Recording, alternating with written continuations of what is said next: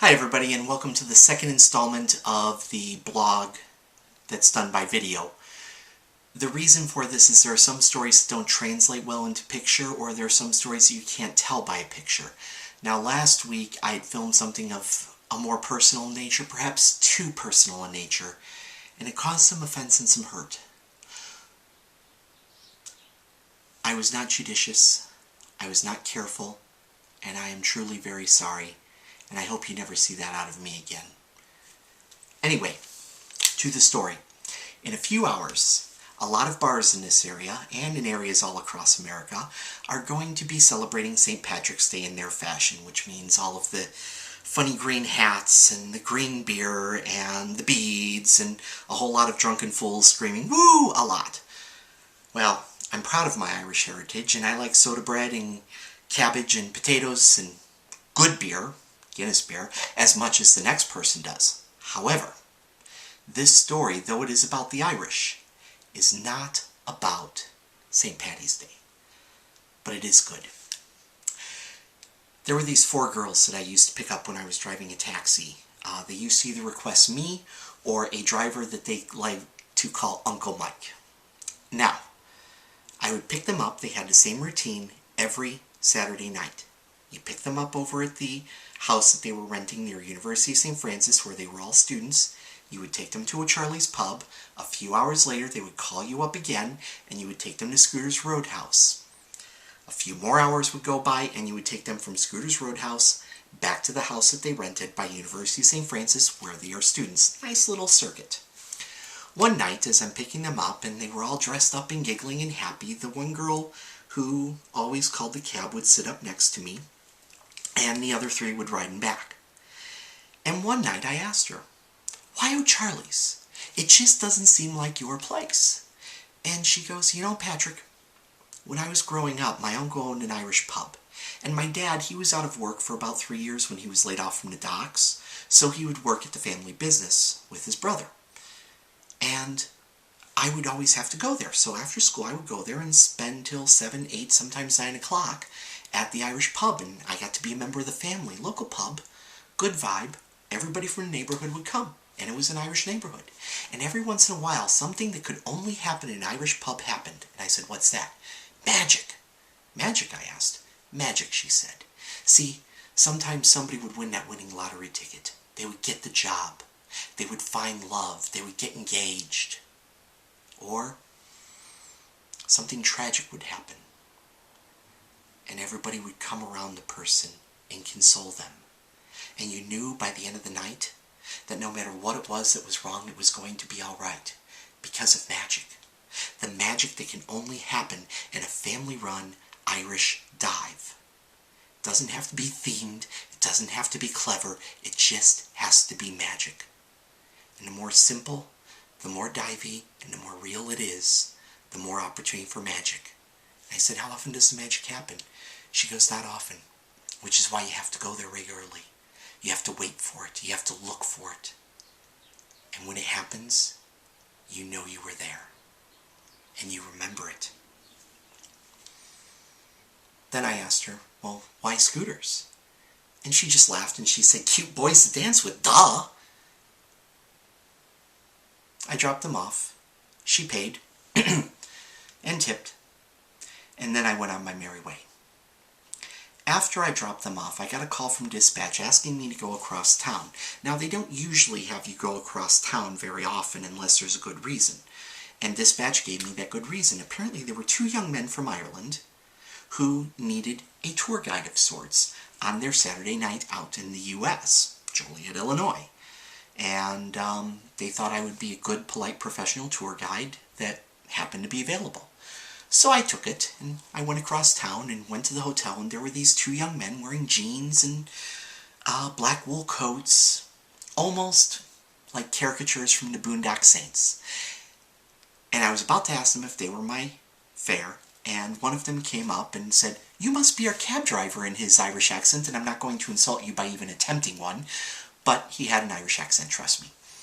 So he was the older brother, and the other one was the younger brother, and they both piled into the cab. And the younger brother was very suspicious of me and wanted to make sure that I was, in fact, an Irish cab driver. I said yes, and asked why.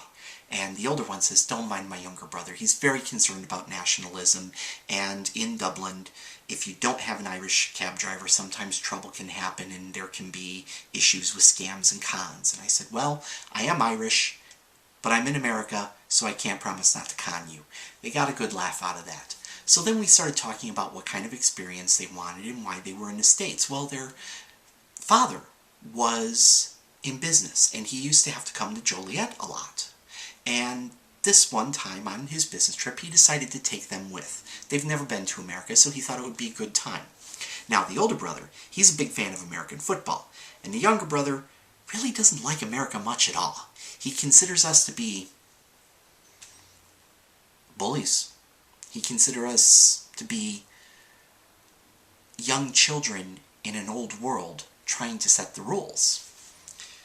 I told him that some of his arguments probably have merit from his perspective, and that eased the tension a little bit, and we were able to start talking about the bar again.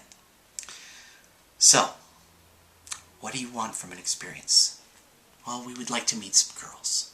What would you like to do with the girls? The younger one blushes and he goes, nothing. We just want to dance, converse, have a good time. We're not here to soil your land. Well, you're not going to be soiling the land by having a little fun, but okay. So you want to have a conversation, maybe, what? Play pool? Shoot darts? Dance? What? Dance! Yes, we'd like to dance. Huh.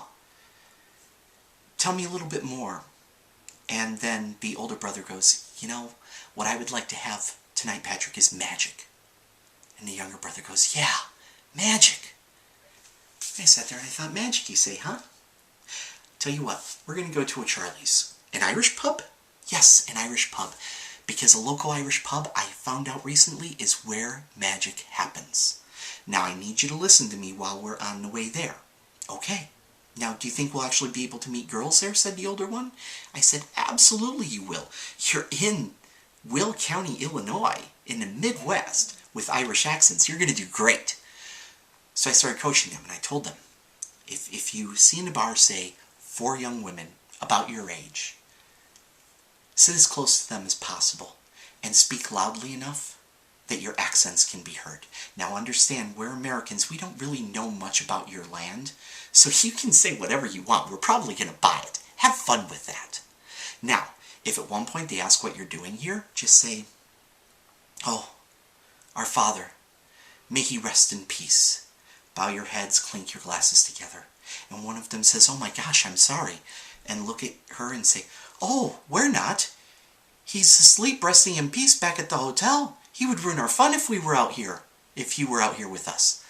They got a good laugh out of that. And I said, from there, start introducing yourselves and ask them if they know of any good place that you can go to dance. Like maybe a country western bar, because you've never been to one before and you'd love to have the experience while you're in America. Magic will happen. They were very skeptic about this, but they trusted me enough to try the plan. Took them to O'Charlie's, collected my fare, collected my tip, and I was off. I never got the call to transport the girls from O'Charlie's to Scooters, and I never got the call to take them home. But Uncle Mike was working that night too, so he must have gotten the calls. Anyway, a week goes by, and I get a call specifically requested for me to pick up the girls from O'Charlie's and take them to Scooters. So I go to O'Charlie's and I pick them up, and as they all get in a cab, they say, hey Magic Man, hey Magic Man, hey Magic Man. And then finally my favorite passenger who sits in the front seat says, well, hello Magic Man. And I said, hi, did you have a good time last week? Mm-hmm. We met some 2 nice young Irish gentlemen, and your fingerprints were all over their approach. Really? Yes. See, Patrick, sometimes magic is created by the Irish. Thank you for looking out for us, and thank you for being magic. For the rest of the time that I drove for them, not only was their Uncle Mike, but I had earned the title Magic Man, and I was proud to wear the hat. Maybe magic does happen in Irish pubs, but maybe it just needs a little help from somebody who's devious. if you are going out tonight, have fun, be safe, take a cab if you have too much to drink. God bless.